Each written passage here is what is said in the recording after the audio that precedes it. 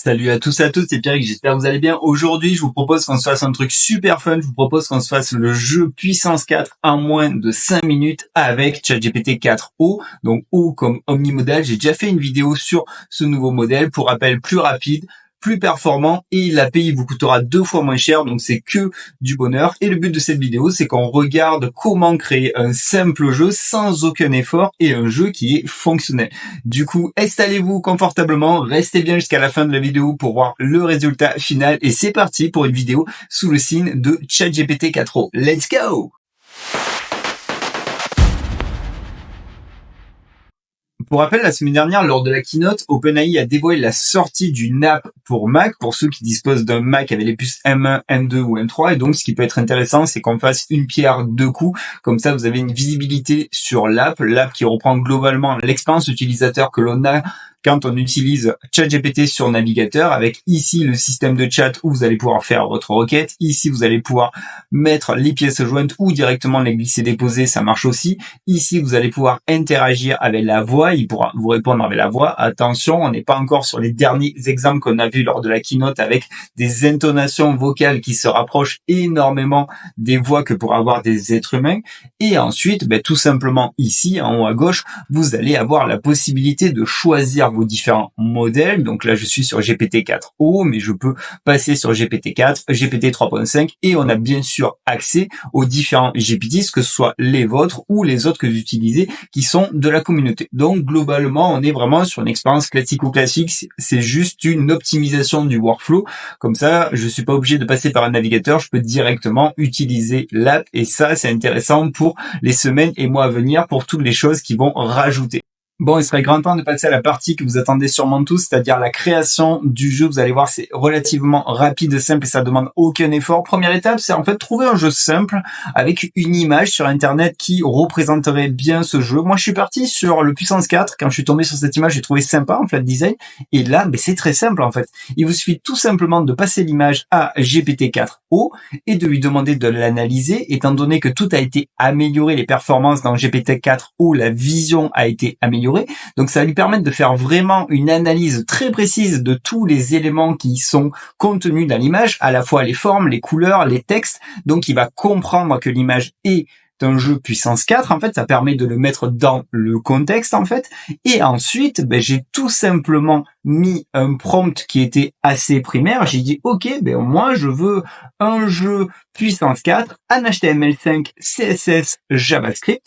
Je lui ai dit que je voulais quand même inclure un petit, très simple mouvement de chute des jetons, en fait, que le joueur puisse jouer contre l'ordinateur, sinon ça serait pas marrant qu'on puisse quand même se faire des petites parties pendant une pause de café, en fait.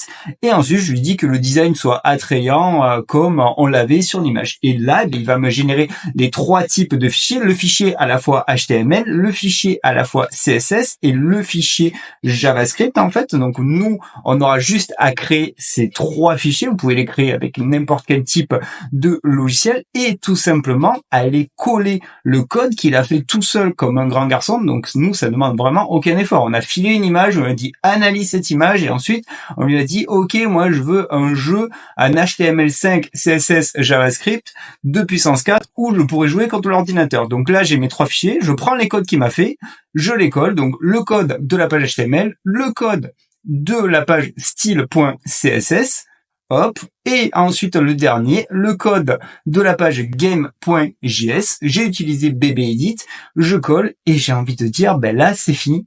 C'est déjà fini parce qu'en fait, on a déjà fait tous les éléments que ceux que ChatGPT nous avait demandé, c'est-à-dire il nous avait dit OK, tu fais une page index.html, une page style.css et une page game.js, tu colles les codes que je t'ai mis dedans et envoyer, c'est peser en fait.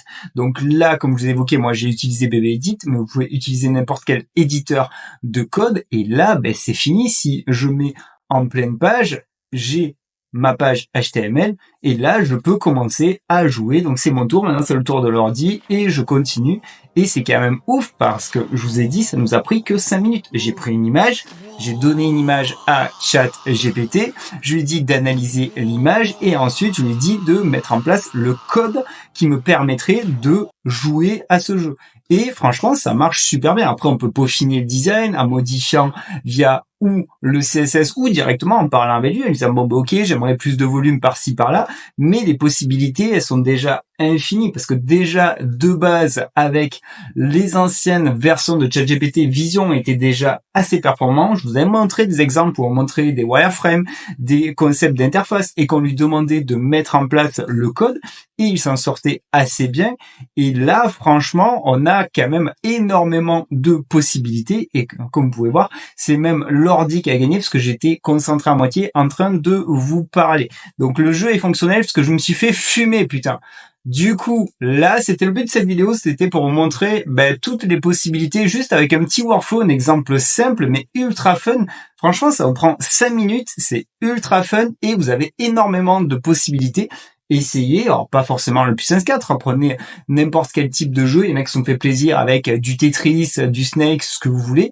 Et vous verrez que ça ne demande aucune complexité, aucun effort, et vous allez prendre du plaisir à créer un petit jeu avec ChatGPT en tant qu'assistant. Bon, mais les amis, on arriverait déjà à la fin de cette vidéo. Je vous avais promis qu'on allait faire un petit jeu en moins de 5 minutes. On a fait un petit jeu en moins de 5 minutes en s'aidant de ChatGPT 4. Vous avez vu, ça demande aucune connaissance en code. Moi-même, si j'avais voulu faire ça, j'aurais été incapable de faire le jeu Puissance 4 en code. Je suis pas codeur, j'ai juste des notions de CSS, d'HTML et un peu de JavaScript parce que je me rappelle de l'ActionScript, mais j'aurais été incapable de faire ça. Là, c'est quand même de la folie de se dire qu'en 5 minutes, on a un jeu fonctionnel. Donc après, il y a des améliorations en design, mais ça serait largement jouable et ça serait pas compliqué, mais on a déjà toute la base, toutes les fondations d'un jeu et ça c'est franchement je trouve ça incroyable, toutes les possibilités que l'on peut avoir. Donc dites-moi dans les commentaires ce que vous en pensez, si vous aimez ce type de format vidéo avec juste un exemple cool, intéressant avec ChatGPT ou d'autres IA.